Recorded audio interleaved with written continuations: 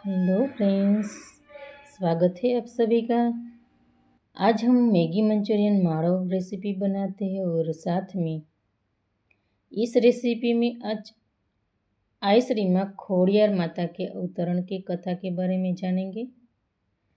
गुजरात एवं राजस्थान के कई शहरों में श्री खोड़ियार माता के तीर्थ स्थल है और कई परिवार में श्री खोड़ियार माँ कुलदेवी के रूप में पूजा जाता है।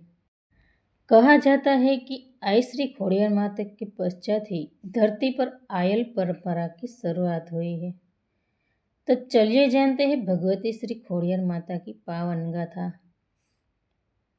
7वीं सदी में गुजरात की रोहिसाड़ा नामक एक छोटे से गांव में चारण रहा करते थे, जिसमें श्री मामड़िया जी चारण और उनकी धर्मपत्नी श्री मीणल देवी धार्मिक, परोपकारी, दयावान तथा भक्तिवान थे। मामड़िया जी के पास पशुपालन का व्यवसाय था। वे भगवान शिव के परम भक्त थे। मामड़िया जी के पास कवि की विद्या थी।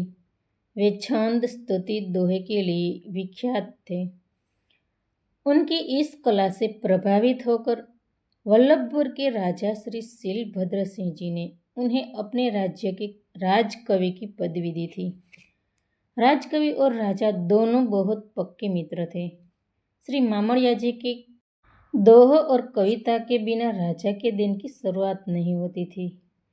राजा शीलभद्र सिंह जी श्री मामड़िया जी की रचना से इतने प्रभावित थे कि उन्होंने मामड़िया जी को सोने की तलवार भेंट की थी।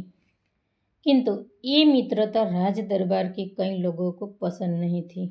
इसीलिए दोनों की मित्रता तोड़ने के लिए राजा के कान भरने की कोशिशें होती रहती थी, परंतु उन लोगों को ये मित्रता तोड़ने में सफलता नहीं मिल रही थी। राजा और मामड़िया जी दोनों को संतान सुख नहीं था। इस बात का हथियार बनाकर एक दिन राजपुरोहित रानीवास में गए और उन्हें रानी से कहा कि मैं जानता हूँ कि आप ना संतान से दुखी है। आपका ये दुख निवारण है तो एक यज्ञ करना होगा। और दूसरी समस्या यह है कि महाराज को हमारे राजकवि के साथ बहुत निकटता है और उसको भी संतान नहीं है। इसीलिए उसकी दुष्छाया से आप दोनों भी संतान से वंचित हो। इसीलिए यज्ञ करने से पहले राजकवि के साथ संबंध का अंत करना होगा। रानी ने राजा को सारा वृतांत बताया। राजा के मन में भी संशय होने लगा और उसने श्री मामड़िया जी से मुंह फेर लिया। उसने श्री मामड़िया जी को बताया कि आप नहीं संतान है, इसीलिए प्रातः प्रातः आपका मुंह देखने से मैं भी नहीं संतान हो। इसीलिए हो सके तो आप कल से राजमहल मत आना। इस बात का मामड़िया जी को बहुत दुख हुआ और घर वापस आ गए। उसकी पत्नी की दुख का कारण पूछने पर मामड़िया जी ने सारी बात बताई और कहा कि आज से मैं संतान प्राप्ति के लिए भगवान शिव की तपस्या करने जा रहा हूँ और जब तक संतान प्राप्ति का वरदान नहीं मिलता तब तक वापस नहीं लौटूंगा। इसके बाद श्री मामड़िया जी वन में शिवलिंग की पूजा करके भगवान शिव की तपस्या करने लगे। कई दिनों तक तपस्या करने के बाद जब उन्हें समस्या का समाधान नहीं मिला तो उन्होंने तलवार से अपना सर काटकर भगवान के चरणों में रखने का निर्णय लिया और तलवार से अपनी गर्दन पर प्रहार करने गए। तब भगवान शिव उनके सामने प्रकट हो गए और उनसे वरदान मांगने को कहा। मामड़िया जी ने संतान प्राप्ति का वरदान मांगा, परंतु भगवान शिव ने उनसे कहा कि इस जन्म में तुम्हारे भाग्य में संतान सुख नहीं है, परंतु मैं तुम्हारी तपस्या को विफल नहीं जाने दूंगा। तुम मेरे साथ चलो। इतना कहकर भगवान शिव मामड़िया जी को अपने साथ पाताल में नागलोक में ले गए और नागराज श्री वासुकी से कहा कि नागराज, ये मेरे अनन्य भक्त है, किंतु इनके भाग्य में संतान सुख नहीं है। इसीलिए आपके पुत्र को मृत्युलोक में इनके घर में प्रकट होना होगा। नागराज वासुकी ने भगवान शिव की आज्ञा का पालन किया और अपने पुत्र को मृत्युलोक जाने का आदेश दिया। नागराज के 5 पुत्र के साथ साथ पुत्री रूप में 7 कन्याएं भी थीं। वह अपने भाई को अकेला नहीं जाने देना चाहती थी, इसीलिए उन्होंने भी अपने भाई के साथ मृत्युलोक जाने का निर्णय लिया। नागराज ने मामड़िया जी से कहा कि आप अपने घर में 8 पारणे रख दीजिएगा। माघ मास की शुक्ल अष्टमी के दिन मेरी 7 पुत्रियां और 1 पुत्र उस पारणे में नाग स्वरूप में प्रकट होंगे और उसके बाद वे मनुष्य स्वरूप धारण करेंगे।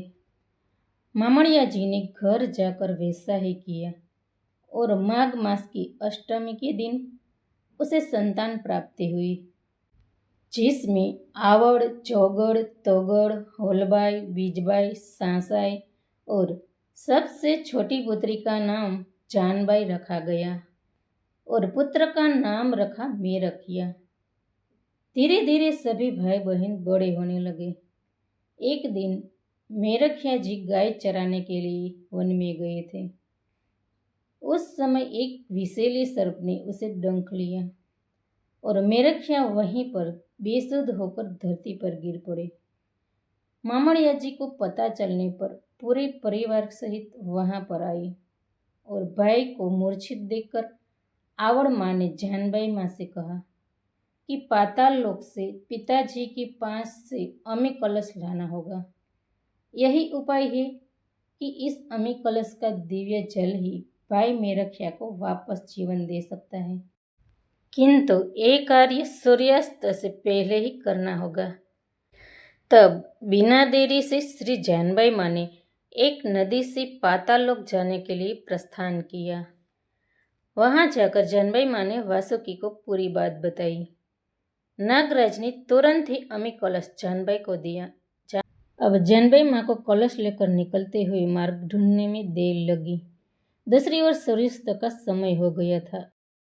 ये देखकर आवड़ आई ने कसम देकर उसकी ओढ़नी से सूर्य को रोक दिया, परंतु जानबाई माँ अभी तक वापस नहीं आए थे।